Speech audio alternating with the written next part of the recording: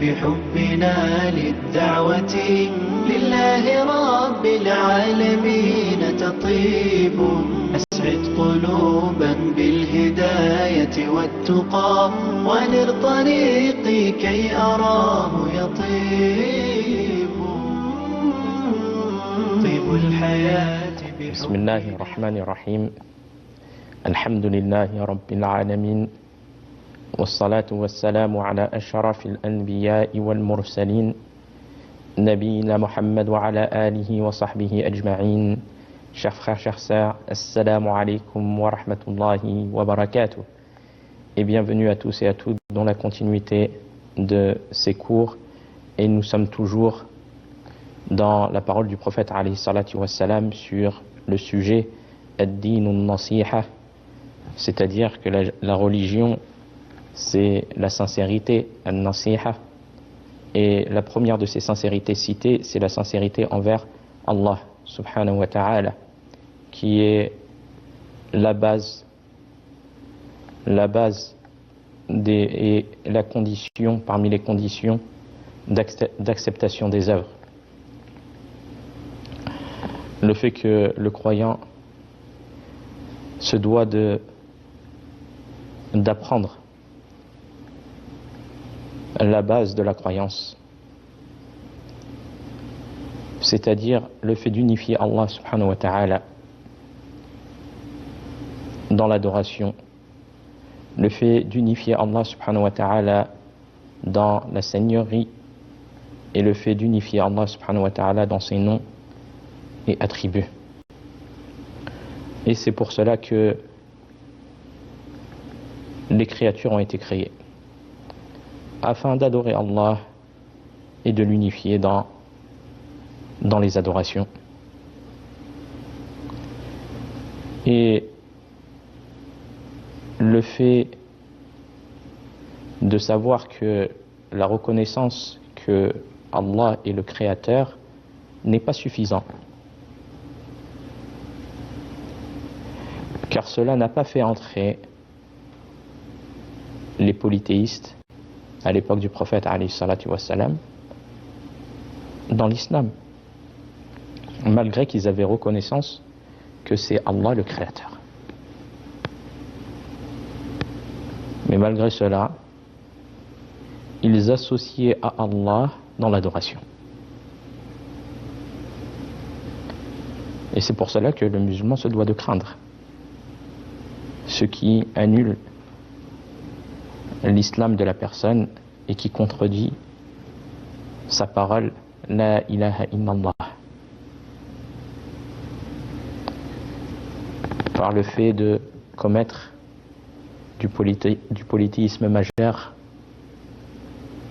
de vouer des adorations à autre qu'Allah, d'associer à Allah autre que lui dans son adoration. Et Allah a fait référence à cela dans son noble livre subhanahu wa ta'ala au sujet des polythéistes qui reconnaissaient qu'Allah subhanahu wa ta'ala était le créateur. Mais malgré cela ne les a pas rendus musulmans croyants, car ils associaient à lui dans son adoration. Allah subhanahu wa ta'ala dit fi surati Luqman dans le verset 25 Wala in sa'altahum man khalaqa as-samawati wal ard la yaqulunna Allah. Si tu leur demandes qui a créé les cieux et la terre, ils diront certes Allah. Mais la méditation, elle a de nombreux bénéfices, car cette méditation permet de savoir que c'est Allah subhanahu wa ta'ala le créateur de toutes choses. Quand tu médites sur les cieux, sur la terre, sur cet univers et toutes les créatures qui se trouvent dans cet univers, et qu'Allah subhanahu wa ta'ala leur donne subsistance, et bien tout cela c'est bénéfique. C'est bénéfique pour la personne. Ça lui permet de reconnaître qu'il y a un créateur et qu'il a tout créé. Et donc cela doit amener la personne unifier Allah subhanahu wa ta'ala dans l'adoration, car c'est Allah seul qui mérite l'adoration subhanahu wa ta'ala. Donc l'objectif de la méditation, c'est d'amener la personne à adorer, à unifier Allah subhanahu wa ta'ala dans son adoration. Donc il est important aux croyants de méditer, à la personne de méditer, aux gens de méditer, à l'athée de méditer, celui qui ne croit pas en Dieu de méditer. Regarde la création de ta propre personne, comment Allah subhanahu wa ta'ala t'a façonné, comment Allah a parfait ta création, et cet univers dans lequel tu vis. Le fait de regarder cet univers et de méditer sur les cieux, la terre, le soleil, la lune, la nuit, le jour. Qui gère cela? Il y a bien quelqu'un qui gère cela. Eh bien, c'est le Seigneur de l'univers qui gère cela. Allah subhanahu wa ta'ala dit dans son noble livre: وَفِي الْأَرْضِ آيَاتٌ لِلْمُوقِنِينَ. Il est sur terre et sur des signes de l'unicité et de l'omnipotence d'Allah pour ceux qui croient avec certitude. Puis Allah subhanahu wa ta'ala dit par la suite: وَأَنفُسِكُمْ أَفَلَا تُبْصِرُونَ. Ainsi qu'en vous-même, n'observez-vous donc pas? Regarde là, médite sur la création d'Allah, médite sur ta propre création, et cela, ça amène à la certitude de l'existence du Créateur, et que Allah, c'est lui le Créateur de cet univers. Et tu regardes tout ce que contient cet univers comme créature. Tu regardes les arbres, les animaux, le soleil, les étoiles, les montagnes, les bestiaux et toute autre chose. D'où vient cela? C'est pour ça qu'Allah subhanahu wa ta'ala, il dit: Am khuliqu min ghayri shay. Ont-ils été créés à partir du néant, à partir de rien? Ce n'est pas possible. Am humul khaliqun. Sont-ils eux les créateurs de leur propre personne? Y a-t-il quelqu'un qui peut admettre que c'est lui qui s'est créé, qui a créé les choses qu'il y a autour de lui? Personne. Mais ils n'ont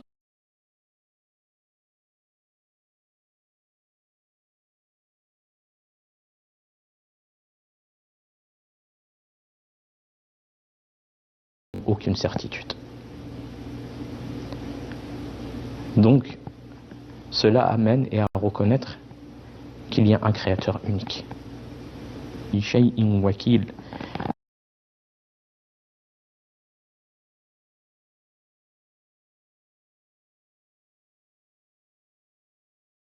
Allah est le créateur de toutes choses et Allah est le créateur de toutes choses et il a à la charge de tout. Subhanahu wa ta'ala. C'est lui seul qui a créé et c'est lui seul qui gère cet univers. L'imam al-Tabari, rahimahullah, il dit: Allah surveille, protège, accorde sa subsistance et administre toutes choses par sa puissance. Et quand tu vois que le nombre de créatures qu'il y a sur Terre et cet univers, il faut bien quelqu'un qui leur donne subsistance, qui leur donne ce qui leur sont bénéfiques. D'où vient tout ce qui nous est bénéfique? Si la personne elle médite. L'oxygène que tu respires, le soleil qui t'apporte bienfait et qui te facilite tes activités, la nuit qui apporte à toi repos,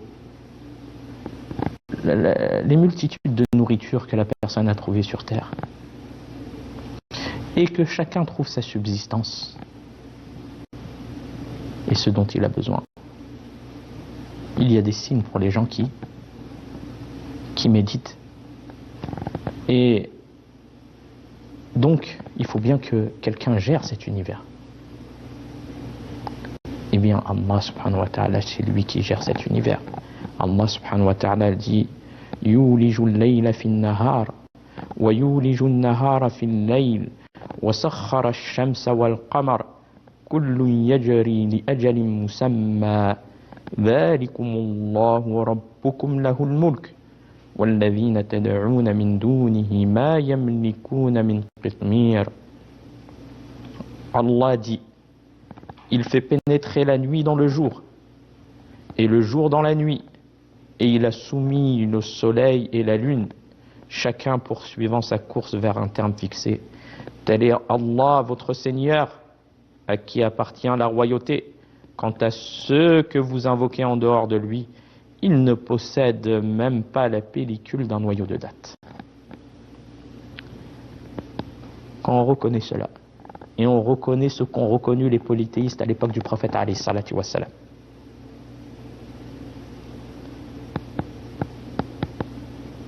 eh bien, ça amène la personne à ce qu'elle unifie Allah dans l'adoration. Et que toute autre créature n'a aucune part de cela. Donc il n'est pas permis, comment la personne peut par la suite, après avoir reconnu cela, invoquer autre qu'Allah, demander autre qu'Allah, aller devant une tombe pour demander, ou prendre quelques choses et s'accrocher à cette chose et penser que cette chose apporte bonheur, apporte bénéfice, et cela n'est pas légiféré. Comment la personne peut être amenée à cela après avoir reconnu que le Créateur est Allah seul unique? Et de plus, la personne qui voue une adoration à autre qu'Allah, qui invoque autre qu'Allah, qui invoque un mort dans sa tombe, il n'est pas possible pour lui d'ajouter quelque œuvre qui ce soit, possible que ce soit. Il n'est pas possible à lui d'ajouter des œuvres. Ces œuvres sont arrêtées par le fait qu'il soit mort. Comment il peut te répondre? Comment il peut te donner? Donc la personne, elle doit avoir conscience de cela.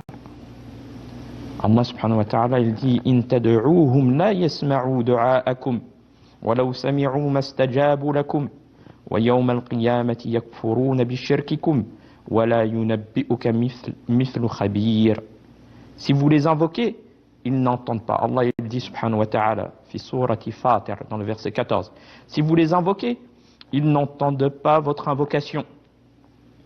Et même s'ils entendaient, ils sauraient vous exaucer. Même s'ils entendaient, ils sauraient vous exaucer au jour de la résurrection.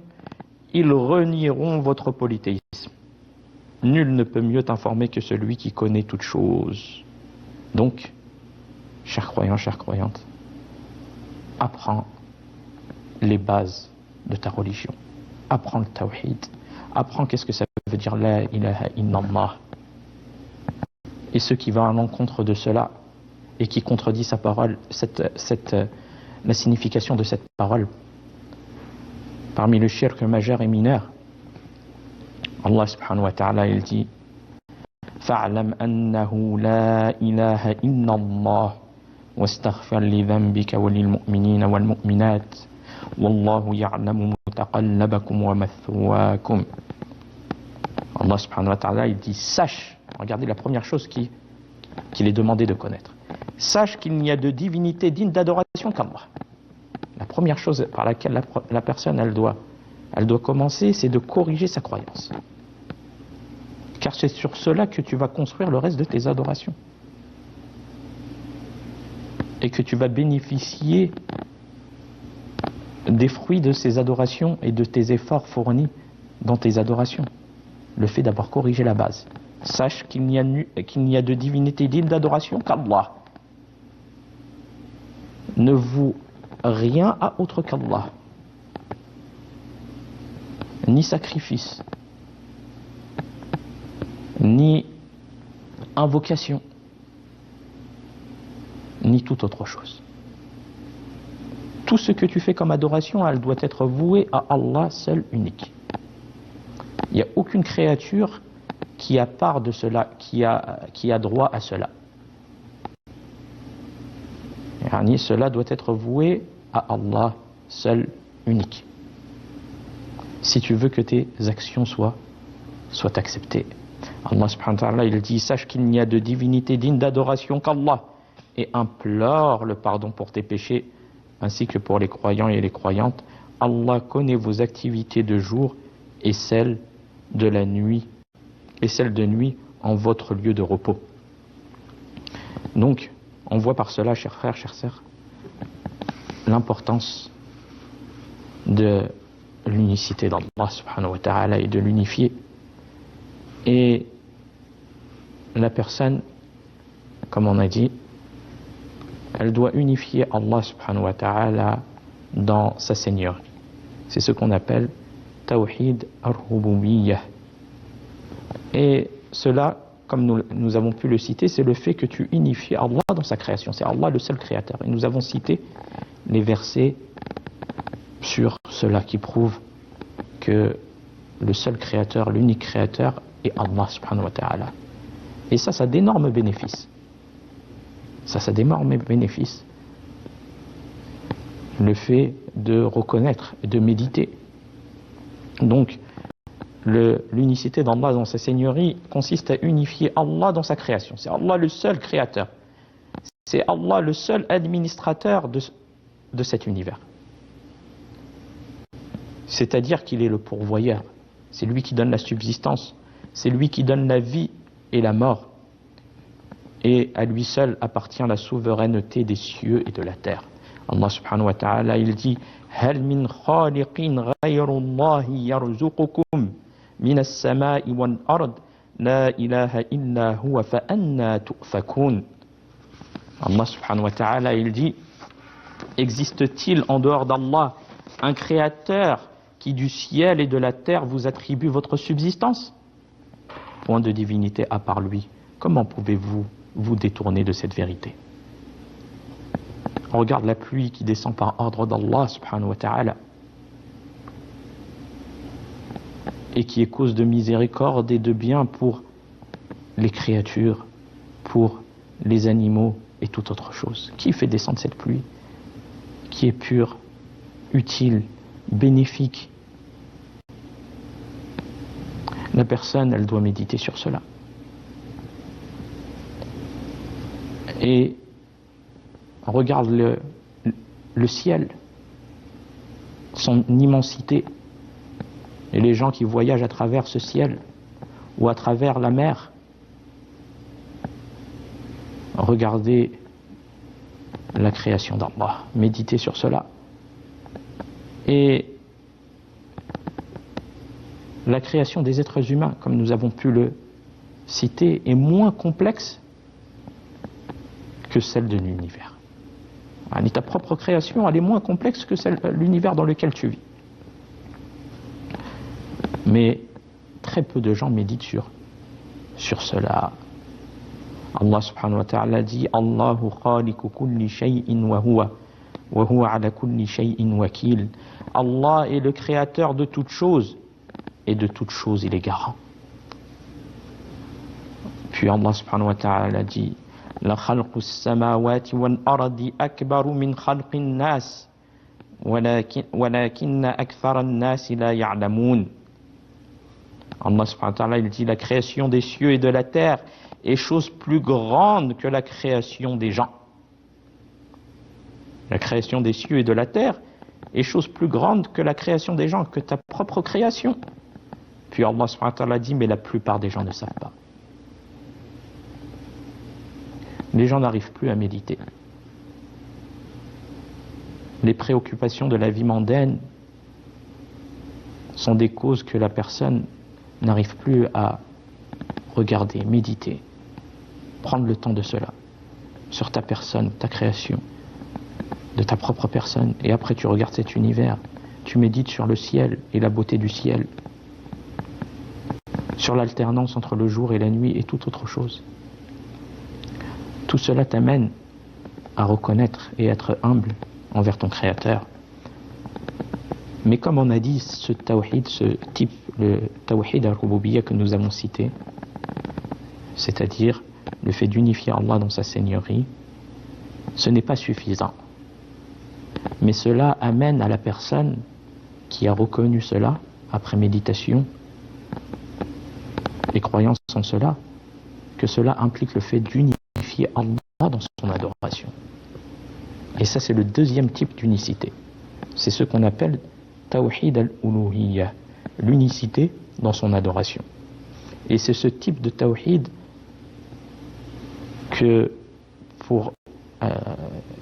dont les messagers ont été envoyés, dans le but de corriger ce type d'unicité, c'est-à-dire d'amener les gens à unifier Allah dans l'adoration. Car beaucoup savent que Allah, c'est lui le créateur. Mais malgré cela, ils donnent des associés à Allah dans l'adoration. Comme cela est d'actualité. Eh bien, les messagers, ils ont été envoyés dans ce but-là, de corriger les gens, de corriger la croyance aux gens et de les ramener à unifier Allah dans l'adoration. Car si tu sais qu'Allah, c'est lui le créateur, eh bien, c'est lui seul qui mérite l'adoration. Allah, il dit وَلَقَدْ بَعَثْنَا فِي كُلِّ أُمَّةٍ رَسُولًا أَنْ يَعْبُدُوا اللَّهَ وَاجْتَنِبُوا الطَّاغُوتَ. Nous avons envoyé dans chaque communauté un messager. Allah, il dit, nous avons envoyé dans chaque communauté un messager, afin de leur ordonner de quoi? Afin de leur ordonner d'adorer Allah, d'unifier Allah. Et de quoi? De leur interdire quoi? Et de s'écarter du at-taghut, de tout ce qui est adoré en dehors d'Allah. Donc leur interdire cela. Donc de corriger la croyance des gens pour que leurs œuvres soient acceptées et leur soient bénéfiques. Donc c'est ce deuxième type de tawhid qui a une immense importance, l'unicité d'Allah dans son adoration. Et elle consiste à unifier Allah dans toutes les formes d'adoration. Prière, jeûne, sacrifice, tout ce que tu fais. La confiance en Allah seul, l'espérance en Allah, la crainte d'Allah et toute autre chose. Allah, il dit وَمَا خَلَقْتُ الْجِنَّ وَالْإِنسَ إِلَّا لِيَعْبُدُونِ. Quel est le but de notre création? Allah, il dit je n'ai créé les djinns et les hommes que pour qu'ils m'adorent, c'est-à-dire qu'ils m'unifient dans l'adoration. Et puis par la suite, nous avons le troisième type d'unicité qui a son importance aussi, qui est l'unicité d'Allah dans ses noms et attributs. Tawhidul asma'i was sifat. Et cela consiste à croire aux noms et attributs d'Allah, exalté soit-il, comme il s'est attribué subhanahu wa ta'ala à lui-même, et ce en quoi son messager sallallahu alayhi wa sallam lui a attribué. Tu t'arrêtes à cela. Ce qu'Allah s'est attribué à lui-même comme nom et attribut, et ce que le messager alayhi salatu wa sallam lui a attribué. Sans t'interroger sur le comment, sans altération du sens, sans le fait de nier les attributs qu'Allah subhanahu wa ta'ala s'est attribué à lui-même ainsi que le prophète alayhi salatu wa sallam. Allah, il dit laysa kamithlihi shay wa huwa as-sami'ul basir. Il n'y a rien qui lui ressemble. Et il est l'audient, le clairvoyant. Et ces trois catégories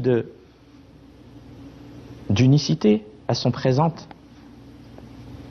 dans un verset fi surat Maryam, où Inch'Allah on introduira notre prochain cours par ce verset bi'idhnillahi ta'ala wa fil khitam هذا والله أعلم وصلى الله على نبينا محمد والسلام عليكم ورحمة الله وبركاته.